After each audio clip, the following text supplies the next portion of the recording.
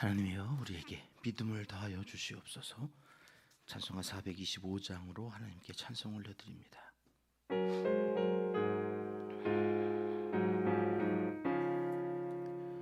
주님의 뜻을 이루소서. 고요한 중에 기다리니 진흙과 같은 날 빚으사 주님의 형상 만드소서. 주님의 뜻을 이루소서. 주님 발 앞에 엎드리니 나의 맘속을 살피시사 눈보다 희게 하옵소서. 주님의 뜻을 이루소서. 병들어 몸이 피곤할 때 권능의 손을 내게 펴사 강건케 하여 주옵소서. 주님의 뜻을 이루소서. 온전히 나를 주장하사 주님과 함께 동행함을 만민이 알게 하오. 3절입니다. 주님의 뜻을 이루소서. 병들어 몸이 피곤할 때 권능의 손을 내게 펴사 강건케 하여 주옵소서.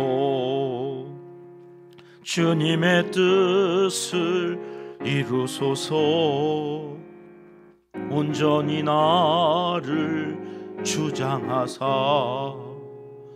주님과 함께 동행함을 만민이 알게 하옵소서. 아멘.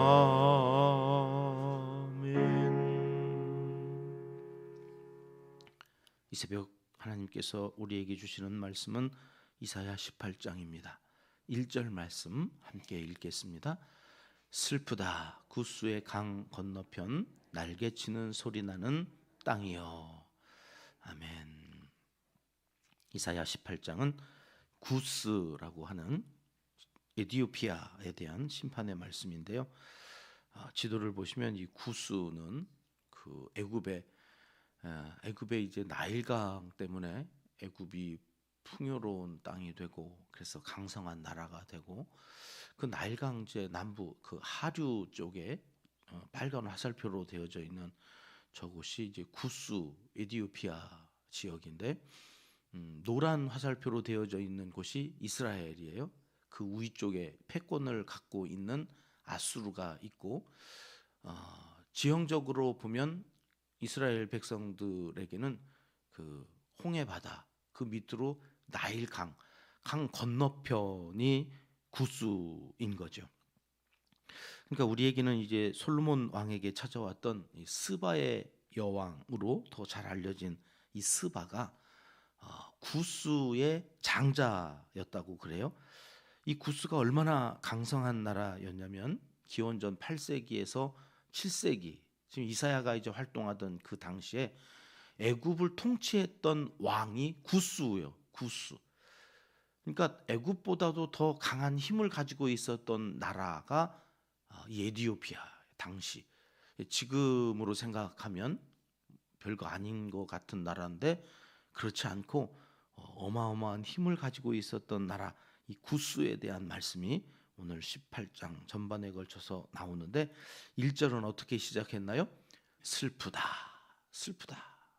슬프다라고 하는 히브리어가 호이라고 하는 감탄사인데 앞에서 한번 나왔었어요. 화 있을진저.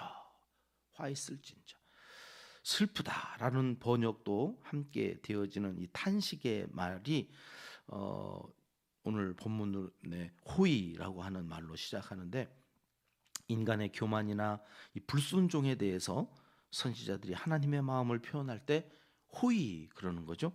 감탄사로 시작되는 그 문장 전반에는 하나님의 안타까워하시는 마음이 들어 있다는 거예요.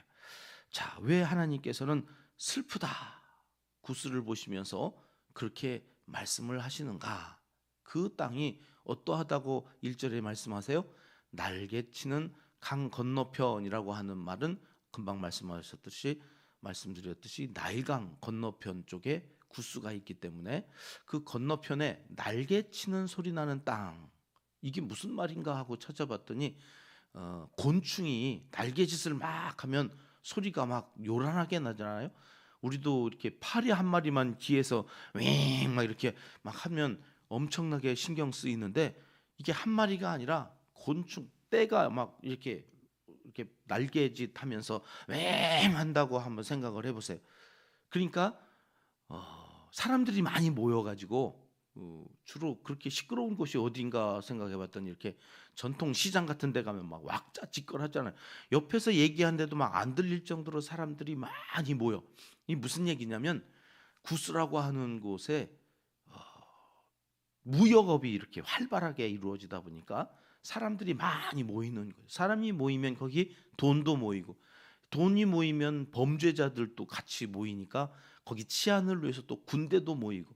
그러니까 구스의 영향력이라고 하는 것이 점점 강성해져 간다고 하는, 활발하게 돈을 중심으로 해서 사람들이 모여들어 가지고 날개치는 것 같이 소리가 나는 땅이다, 번성했다, 그런 말이에요. 남부러울 것이 없어요. 여러분, 이렇게 잘 나가는 구스인데 왜 선지자는 갑자기 나타나 가지고 슬프다, 뭐가 슬퍼, 잘 나가는데. 아니 뭐가 슬퍼, 부흥하고 막 번영하고 잘 되는데 뭐가 슬퍼, 기뻐야지. 그런데 선지자가 나타나서 슬프다 그러고 있는 거예요. 자, 왜 그런가 하고 2절 말씀으로 가봐요. 2절 말씀 함께 읽겠습니다. 갈대 배를 물에 띄우고 그 사자를 수로로 보내며 이르기를, 민첩한 사절들아 너희는 강들이 흘러 나누인 나라로 가되 장대하고 준소한 백성 곧 시초부터 두려움이 되며 강성하여 대적을 밟는 백성에게로 가라 하는도다. 당시에 이제 아수르라고 하는 나라가 점점 그 지경을 넓혀가기 위해서 타켓으로 삼았던 나라가 애굽이었습니다. 그래서 이제 남하 정책을 펼치려고 자꾸 밑으로 내려오니까 애굽뿐만 아니라 구스까지도 이 아수르에 의해서 이게 위협을 당하는데, 그때 오면서 늘 거쳐야 되는 그 중심에 이스라엘이 있었던 거잖아요. 그 가운데 이스라엘에게 갈대배를 물에 띄워 가지고 사신들을 보냈다는 거예요. 사자들을 보낸다. 왜요? 우리 함께 동맹을 맺어서 아수르를 향하여서 전쟁을 치르자. 그러니까 구스가 자기들이 망하기 이전에, 야, 니네를 거쳐서 아수르가 내려올 테니까 우리 힘을 합치자, 이제 이렇게 제안을 하기 위해서 사신들을 저 갈대배라는 것은 나일강을 그 수로를 따라서 아주 작은, 이제 몇 사람 타고 다닐 수 있는 배를 말하는 건데, 그 배에다 사신들을 보내니까 이스라엘 백성들에게 그렇게 동맹을 맺지 말라고, 돌아가라고, 대적을 받는, 여기 있다가 7절에 다시 나오는데 장대하고 준수한 백성 곧 시초부터 두려움이 되며 강성한 이 백성이 누구냐면 구스 사람들이에요. 그러니까 그 사신들을, 야, 니네 땅으로 돌아가, 우리는 동맹을 안 맺어. 왜요? 이스라엘에게는 하나님이 계시니까. 내가 이런 위협 속에서, 두려움 속에서 아수르가 쳐들어온다 할지라도 우리는 사람을 의지하지 아니하고 하나님께 더 가까이 나아가겠다, 그렇게 이야기해서 이 구스 사람들과 동맹을 맺지 말라고 말씀하시는 거예요. 그렇죠? 여러분, 우리에게도 아수르가 있습니까? 예, 우리를 두렵게 하고 걱정, 근심케 하고 그래서 하나님 앞에 기도하게 하는 아스로와 같은 문제들이 뭐 없는 사람이 없어요. 없는 가정이 없어요. 하나님께서 그 문제들 앞에서 우리를 뭐라고 말씀하시느냐? 그렇게 잘 나가는 구스하고 손잡고, 그래서 아수르를 대항해서 너네가 살 수 있는 게 아니라는 거죠. 3절로 가볼까요? 같이 읽겠습니다. 세상의 모든 거민, 지상에 사는 너희여, 산들 위에 기치를 세우거든 너희는 보고 나팔을 불거든 너희는 들을지니라. 아멘. 그러니까 세상의 모든 거민, 이 구스 사람들을 얘기하는 거죠. 지상에 사는 너희여, 이 세상에서 살아가면서 너희가 뭘 보게 될 거라고요? 산들 위에 기치를 세울, 하나님께서 산들 위에다가 기치, 이 깃발을 꽂아 놓을 거라는 거예요. 깃발이 상징하는 건 뭐죠? 여호와 니시, 승리를 상징하는 거잖아요. 니시, 여호와는 나의 깃발이라. 하나님께서 그 깃발을 세우신다는 것은 거기에 승리의 노래가 있게 하시는 하나님의 군대를 파송하셔가지고 이겼으니까 이제 거기에다, 고지전이라고 하는 영화를 보면 그 산 꼭대기에다가 태극기 꽂으려고 얼마나 많은 사람들이 그 북한 공산당 그 괴뢰 도당을 향해서 싸우고, 그 중공군이 막 와가지고 같이 또 그렇게 되어지는 그 가운데에서 피투성이가 되어서 결국엔 태극기 꽂고 거기가 대한민국 땅이다 선포하는 근데 산 하나에다가만 그 깃발을 세워놓으면 사람들이 못 볼까봐 하나님은 어디에다가요? 산들 수많은 산에다가 이 깃발을 꽂아서 하나님의 군대가 거기 있음을 알게 해주시겠다. 그걸 보라는 거예요. 그런데 하나님은 그거를 보고 그것을 본 사람들마다 하나님을 찬양하고, 아수르가 별거 아니구나. 하나님이 중요한 거지. 하나님이 싸우시면 아수르는 하루아침에도 멸망하게 되어지는 거구나. 그걸 알고 돌아와야 되는데 안 돌아오실까봐 깃발만 꽂아놓고 마는 게 아니라 이제 뭘 불어요? 나팔을 불게 하시겠다. 승리의 나팔이에요. 들으라는 거예요. 보고 듣고. 그래서 하나님이 아수르보다 더 강하다고 하는 것, 그것을 알고 하나님을 의지하고 하나님께 돌아오라 하시는 말씀을 이 구스 사람들한테 하는 거예요. 니네 눈에는 아수르만 보이고 하나님의 군대는 안 보이냐? 그게 산들 위에 깃발을 세우시겠다는 거고 나팔을 불게 하시겠다고 하는 말씀이에요. 여러분, 오늘 또 이 새벽에 하나님 앞에 하나님이 세워놓으신 그 깃발 아래, 거기가 안전한 줄 알고 참 잘 오셨습니다. 그 믿음으로 오늘 또 기도하는 것마다 하나님께서 기도하는 현장에 깃발을 세워주실 줄 믿고 기도하십시오. 하나님 그러신 분이라고. 하나님 그러신 분이에요. 왜요? 세상 사람들아, 보고 듣고 좀 오라고. 여러분, 하나님께서 심판의 목적이 아니라니까. 왜 심판을 자꾸 말씀하시면서 우리를 겁박하시나? 아니, 겁박하는 게 아니라 장차 있을 일에 대해서 좀 보고 듣고 이제라도 그 일이 있기 전에 회개하고 돌아오라. 제발 아버지를 좀 아버지라고 좀 부르라고. 왜 아버지인데 아저씨처럼 너는 그렇게 사느냐고 안타까워서 호이 슬프다. 그리고 말씀하시는 거죠. 오늘 또 어느 한순간 하나님을 의지해야 될 그 타이밍에 자꾸 우리는 아수르를 두려워하면서 그 아수르를 어떻게 해보겠다고 사람 손잡고 세상의 물질, 세상의 지식, 경험 이런 거 거기에 소망이 있는 줄 알고 거기를 붙잡고 가려고 하는 이 불신앙적인 그런 모습들이 우리에게 있지는 않은가? 이 새벽에 구스 사람들에게 말씀하시면서 우리에게 또 말씀하시는 거죠. 자, 시작하시면서 호이 슬프다 탄식으로 시작하시는 그 하나님의 마음이 4절로 이렇게 이어집니다. 같이 읽겠습니다. 여호와께서 내게 이르시되 내가 나의 처소에서 조용히 감찰함이 쬐이는 일광 같고 가을 더위에 운무 같도다.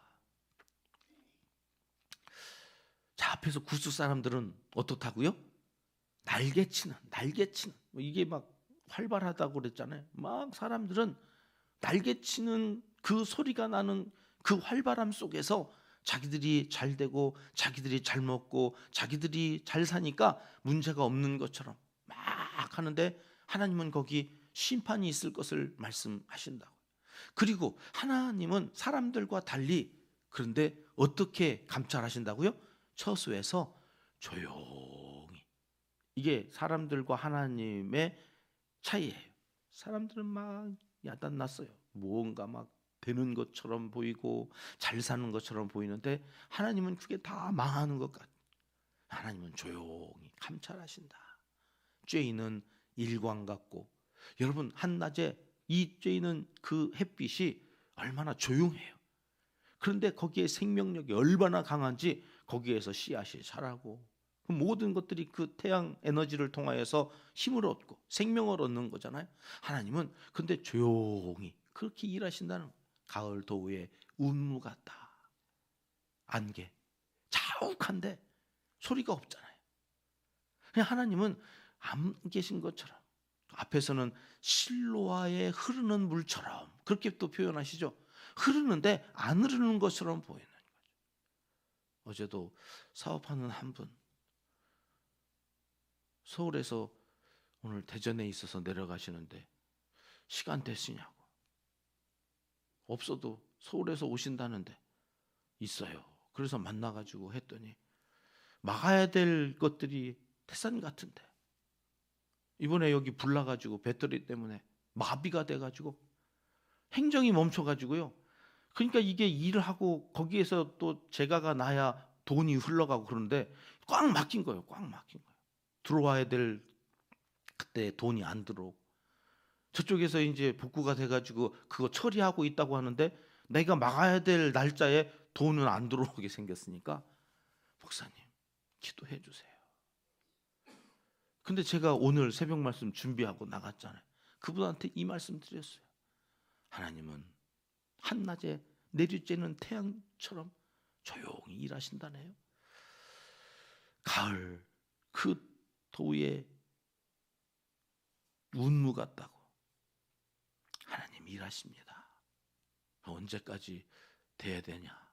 그래도 언제까지? 기도합시다. 필요하다면 금식하면서까지 기도하겠습니다. 기도합시다. 하나님이 조용히 우리의 눈에 우리의 피부에 느껴지지 않지만 하나님이 감찰하시고 하나님이 일하신다니 실로와 물처럼 흐르지 않는 것 같은 그 하나님의 역사가 어떻게 또 이루어지는지 기도하는데 막 우는 거예요. 이렇게 힘들구나. 세상이 이렇게 힘들구나. 우리 성도님들이 이렇게 힘들게 일하면서 오늘도 하나님 의지하며 살겠다고 기도하며 살고 있구나. 여러분 낙심하지 마십시오. 아수르 때문에 두려워하지도 마십시오. 하나님 일하시고 계십니다. 조용히 너무 조용히 일하셔서 죄는 일광 같고 가을 무드의 더위에 운무 같지만 반드시 그 빛이 있고 그 운무가 있는 것처럼 거기에서 하나님이 소리 없이 일하고 계시다 믿고 끝까지 내가 할 수 있는 최선의 성실함과 진실함으로 오늘 또 하루 살아가시기를 하나님이 간절히 원하시고 계십니다. 자, 그렇게 감찰하시는 이유가 뭐라고 말씀하시는지 5절과 6절 말씀 우리 같이 읽어봐요. 시작. 추수하기 전에 꽃이 떨어지고 포도가 맺혀 익어갈 때에 내가 낫으로 그 연한 가지를 베며 퍼진 가지를 찍어버려서 산의 독수리들과 땅의 들짐승들에게 던져주리니 산의 독수리들이 그것으로 여름을 지내며 땅의 들짐승들이 다 그것으로 겨울을 지내리라 하셨습니다. 여기 이 5절과 6절은 아수르에 대한 말이에요. 아수르를 그렇게 만드시겠다는 거죠. 어떻게 해요? 독수리와 들짐승의 먹잇감으로 다 내어줘서 그것들이 여름을 지내고 겨울을 지낼 수 있도록 그것들을 통하여서 하나님께서 넉넉히 그 여름도 겨울도 지나갈 수 있도록 은혜를 베풀어 주시겠다. 여러분 진짜로 이 아수르가 저렇게 망하죠. 보이지도 않던 저 작은 신흥 국가 바벨론을 하나님이 사용하셔서 아수르를 멸하게 하시는데, 그 아수르가 바벨론의 힘 때문에 망했다기보다는 스스로 자멸해요. 스스로 자멸해. 자기들끼리 자기들을 쳐서 자기들이 망하는 거에 거기에 바벨론이 가서 거두어 들이는 거예요. 하나님의 말씀이 그대로 이루어지더라. 그날의 마지막 7절 말씀 볼까요? 어떤 일들이 일어나는가 함께 있습니다. 그때에 강들이 흘러나누인 나라에 장대하고 준수한 백성 곧 시초부터 두려움이 되며 강성하여 대적을 받는 백성이 만군의 여호와께 드릴 예물을 가지고 만군의 여호와의 이름을 두신 곳 시온산에 이르리라. 다시 반복되죠. 아까 나왔던 그 구스에 대해서, 구스를 뭐라고 그랬어요? 강들이 흘러나누인 나라에 장대하고 준수한 백성, 시초부터 두려움이 되며 강성하여 대적을 밟는 백성. 이게 구스 사람들을 얘기하는 거거든요. 그들이 어떻게 해야 된다고요? 만군의 여호와. 두 번 반복돼. 여호와 체바오트. 야, 진짜로 아수르가 망하네? 안 망할 줄 알았어요. 아수르는 영원할 줄 알았어요. 그렇게 강대했어요. 그런데 하루아침에 망하는 것을 보면서, 야, 불가능을 가능케 하시는 여호와 체바오트, 진짜 살아계신 분이 계시네. 그리고 그분께 어떻게 한다고요? 예물을 드리기 위해서 저들이 어디로 모여요? 시온산. 시온산에 뭐가 있는데요? 여호와의 성전, 교회로 모인다. 교회로 달려와서 그곳에서 하나님께 제물을 드리며 예배하더라. 이런 일들이 있겠다는 거죠. 구스 사람들까지도 하나님이 구원하시기 위해서 아수르를 사용하셔서, 너희가 아수르를 보냐? 그보다 더 강한 분이 계시다. 그 이름이 뭐라고요? 여호와 체바오트. 오늘도 그 이름을 가슴에 품고 여러분 담대히 나아가셔서 하루 하나님께 온전히 예배하는 예배자로 살아가시기를 하나님은 이 시간 간절히 원하시고 계십니다. 기도하겠습니다. 하나님 아버지, 아수르 앞에서 놀라 걱정하고 두려움에 쌓일 때에도 오늘 말씀이 생각나게 하시고 하나님께 기도하게 하옵소서. 입술로 범죄치 않게 하시고 끼리끼리 모여서 하나님을 불신하는 더 큰 죄를 짓지 않도록 기도와 말씀에 집중하는 우리 교회 온 성도들, 하나님의 사람들이 다 되게 하여 주시옵소서. 이제 못다한 기도를 주님 가르쳐 주신 기도로 아뢰오니 하늘에 계신 우리 아버지, 아버지의 이름을 거룩하게 하시며 아버지의 나라가 오게 하시며 아버지의 뜻이 하늘에서와 같이 땅에서도 이루어지게 하소서. 오늘 우리에게 일용할 양식을 주시고 우리가 우리에게 잘못한 사람을 용서하여 준 것 같이 우리 죄를 용서하여 주시고 우리를 시험에 빠지지 않게 하시고 악에서 구하소서. 나라와 권능과 영광이 영원히 아버지의 것입니다. 아멘. 함께 기도할 기도의 제목부터 함께 나누겠습니다. 만군의 여호와, 여호와 체바오트께 나의 전부를 맡기고 사는 인생. 여러분, 다른 거 의지할 필요 없어요. 하나님만 의지하면 되는 줄 믿고 그 이름을 부르면서 오늘 하루도 담대히 세상으로 나아가시기 바랍니다. 만군의 여호와께 나의 전부를 맡기는 인생, 그런 성도로 살게 하소서 기도하고요. 이웃과 열방을 살리는 생명 공동체, 우리 네 번째 비전입니다. 우리 교회 성도님들이 있는 곳이면 거기에 생명이 살아나는 역사가 있었으면 좋겠습니다. 하나님 복의 통로로 우리를 사용하셔서 우리 은평교회 때문에 사람들이 살고 단체가 살고 나라가 사는 역사가 이루어지게 하옵소서. 함께 기도합니다. 교회 인근에 불우 이웃들을 구제하는 사역을 잘 감당하기 원합니다. 우리 성도들의 삶, 생업, 사업과 일터를 지켜주시옵소서. 기도하겠습니다. 충분히 좋은 엄마 사역 준비하고 있는데요, 이를 의시한 가정 사역을 통하여서 한국 교회를 섬기고 교회가 지역마다 가정을 살려내는 복된 일을 이루어 가시는 여기가 가정 사역의 메카가 되게 해 주시옵소서. 여러분 기도해 주십시오. 선교사님들과 농촌교회, 개척교회 사역자들을 위해서, 사역을 위해서, 이재민들과 환우들을 위해서 끊임없이 기도합니다. 수험생들을 위해서 기도하겠습니다. 얼마나 안타까운지 모릅니다. 하나님 얼마 남지 않은 시험 잘 준비하고 마무리하여서 원하는 대학 학과에서 꿈을 펼쳐갈 수 있도록 저들의 길을 시온의 대로처럼 활짝 열어 주시옵소서.